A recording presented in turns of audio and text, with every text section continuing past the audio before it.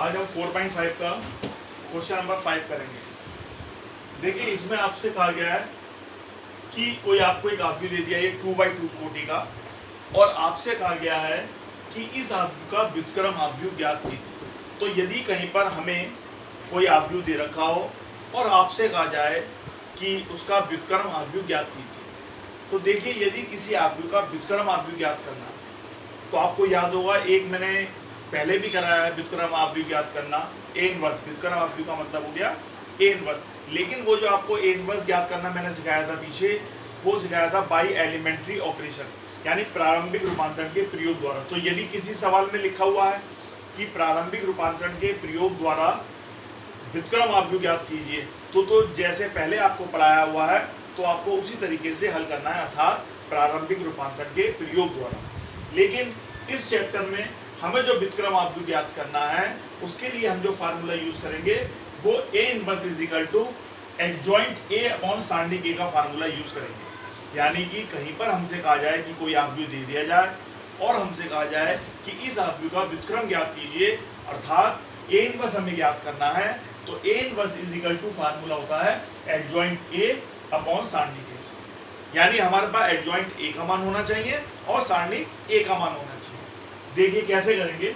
हमने ये जो हमें आव्यूह दे रखा है उसे हमने मान लिया कि माना ए इज इक्वल टू ये आव्यूह ए मान लिया इसे। इसके बाद हमने इसे सारणिक ए मान लिया, इससे हमने सारणिक ए निकाल लिया कि सारणिक ए बराबर सारणिक में आ गया 2 - 2 4 3। ये 2/2 की सारणिक हो गई। और इस सारणिक को हल करना मैंने आपको सिखाया है ये पहले। 3 × 2 6 माइनस 4 × -2 -8 6 माइनस और माइनस की मल्टीप्लाई प्लस 8 आपने ऐसे रह दिया 6 + 8 = 14। इस तरीके से आपने सारणिक ए की वैल्यू निकाल ली। यानी कि हमें जो ए इनवर्स ज्ञात करना है उसमें आपने सारणिक ए का मान निकाल लिया है 14। अब हमारे पास एडजॉइंट ए की वैल्यू और निकालनी है। अब एडजॉइंट ए कैसे निकालते हैं ये मैंने आपको पुरानी वीडियो में भी बताया हुआ है।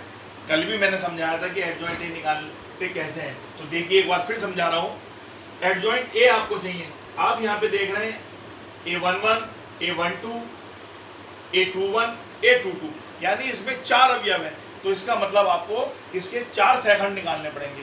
तो हमने सबसे पहले कैपिटल A11 निकाला, सेकंड इज इक्वल टू -1 की पावर 1 + 1 इंटू M11, यानी उपसारणिक।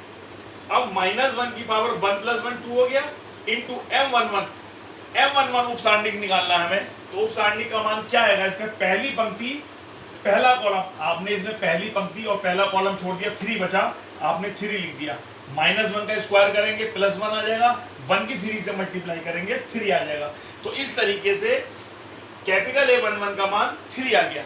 इसके बाद हम निकालेंगे capital A12 is equal to -1 की पावर 1 + 2 इंटू M12, -1 की पावर 3 हो गया। M12 पहली पंक्ति दूसरा कॉलम, पहली पंक्ति दूसरा कॉलम आपने ये छोड़ा तो इसकी वैल्यू आ गई 4, आपने इसकी जगह लिख दिया 4। अब -1 की पावर 3 है तो इसकी वैल्यू आएगी -1 इंटू 4 इज इक्वल टू -4। इस तरीके से A12 की वैल्यू आ गई। इसके बाद हम A21 निकालेंगे। A21 का मतलब हुआ -1 की पावर 2 + 1 इंटू M21, -1 की पावर 3 इंटू M21। अब M21 का मान क्या होगा, M21 के लिए हमने क्या करा, दूसरी पंक्ति और पहला कॉलम छोड़ दिया, क्या बचा -2, आपने -2 लिख दिया। -1 का क्यूब -1 हुआ इंटू -2, -1 इंटू -2 + 2, तो A21 की वैल्यू आपकी 2 आ गई। इसके बाद हम निकालते हैं capital A22 is equal to -1 की power 2 + 2 M22 is equal to -1 की पावर 2 + 2 4 इंटू M22 का मतलब क्या हो गया, दूसरी पंक्ति और दूसरा कॉलम, क्या वैल्यू बची 2, आपने इसकी जगह लिख दिया 2। तो -1 की पावर 4 करेंगे 1 आ जाएगा, क्योंकि आप जानते हैं यदि माइनस की पावर सम संख्या है तो उसकी वैल्यू हमेशा माइनस चिन्ह हट जाता, प्लस आ जाती है। तो यानी कि माइनस की पावर 4 है, इसका मतलब इसका मान जो आएगा वो प्लस में आएगा, और 1 की पावर 4 है वो 1 ही हो गया। तो 1 × 2 2 इस तरीके से a22 की वैल्यू भी आ गई। इसके बाद हमने क्या निकाला, सेखंडों से बना अवयव। तो सेखंडों से बना अवयव कैसे होता है, यहाँ पे किसका मान आता है, कैपिटल A11 का, यहाँ पे किसका मान आता है, कैपिटल A12 का, यहाँ पे किसका मान आता है, कैपिटल A21 का, यहाँ पे किसका मान आता है, कैपिटल A22 का। इस तरीके से आपने ये चारों वैल्यू, कैपिटल A11 इसकी जगह आपने 3 लिख दिया, यहाँ कैपिटल A12 इसकी जगह आपने -4 लिख दिया, कैपिटल A21 इसकी जगह आपने 2 लिख दिया, कैपिटल A22 इसकी जगह आपने 2 लिख दिया। इस तरीके से ये सेखंडों से बना अवयव बन गया। इसके बाद हम निकालते हैं एडजॉइंट ए।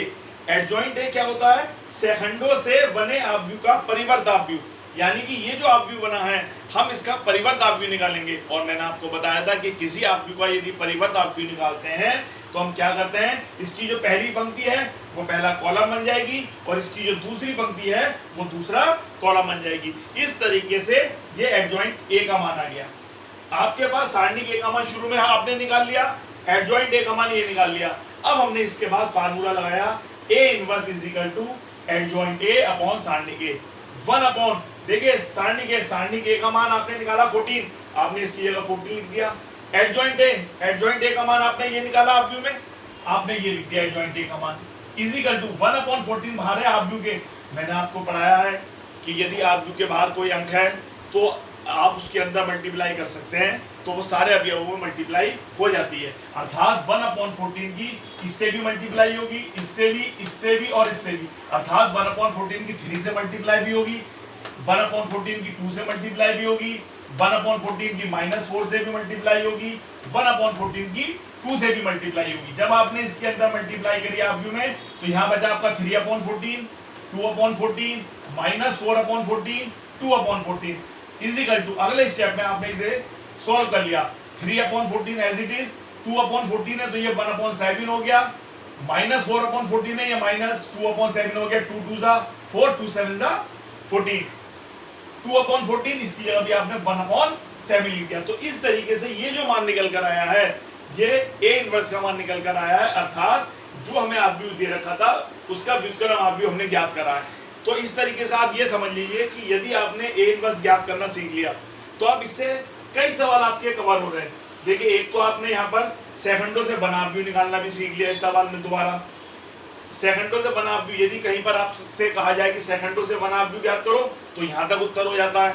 यदि आपसे कहा जाता है एडजॉइंट ए निकालिए तो यहाँ तक उत्तर हो जाता है, और आपसे कहा जाता है कि व्युत्क्रम ज्ञात कीजिए तो आप इस तरह से हल करके यहाँ तक उत्तर निकाल सकते हैं। तो इस तरीके से बहुत इजी सवाल है और एक सवाल आना ही आना है जनरली इस टाइप का, तो आप लोग बिल्कुल ढंग से करेंगे